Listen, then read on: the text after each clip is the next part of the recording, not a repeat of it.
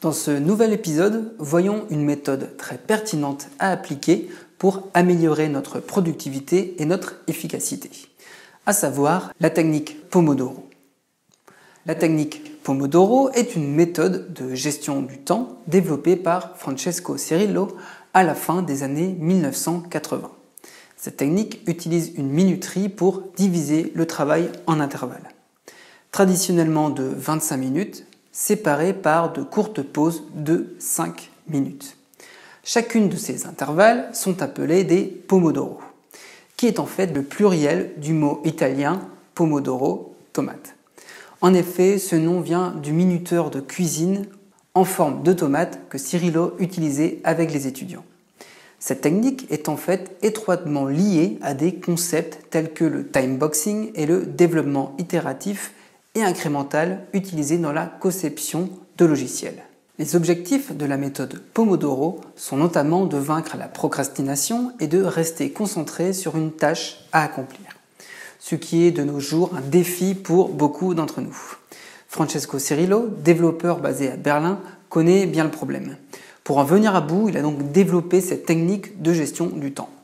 Lors de ses études en Italie dans les années 80, il découvre que son minuteur de cuisine, celui en forme de tomate, lui permet de réaliser les tâches de sa journée de façon optimale. De là est née la méthode Pomodoro. Et croyez-moi, elle est vraiment très efficace pour accomplir des tâches efficacement.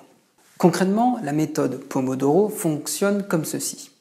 Au lieu de travailler 2 heures d'affilée, cette méthode vous propose de structurer votre temps de travail en intervalles plus courts, encadrés par de petites pauses. Comme si nous déplacions une montagne, mais avec un rocher à la fois. La méthode est ainsi très simple à appliquer. Il faut travailler pendant 25 minutes en nous consacrant pleinement à la tâche à réaliser. Puis nous avons alors le droit de prendre une pause de 5 minutes. Une fois la pause terminée, nous repartons dans un nouveau cycle, etc.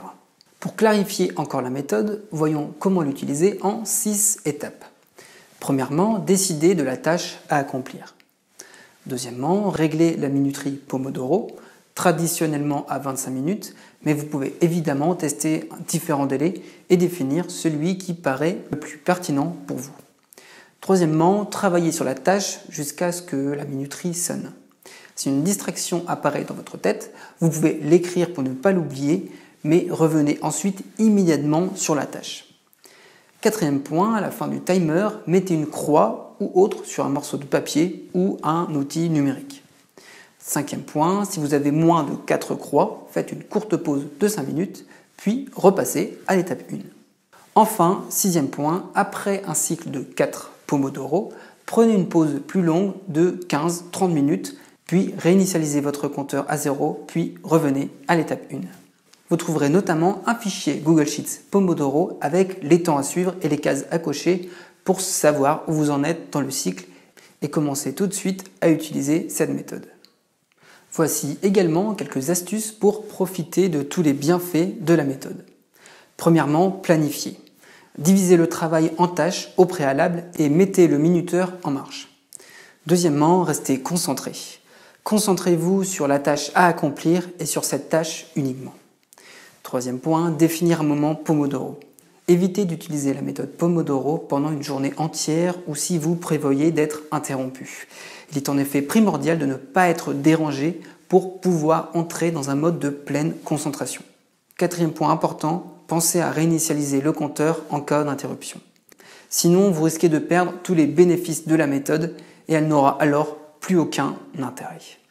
Retenez bien qu'un Pomodoro est un intervalle de temps passé à travailler.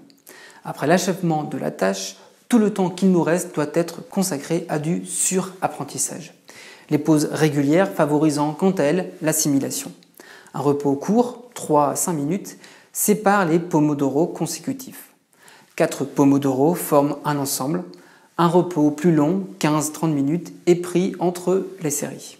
Enfin, pour conclure, vous pouvez trouver de nombreuses applications pour iOS ou Android pour appliquer cette méthode.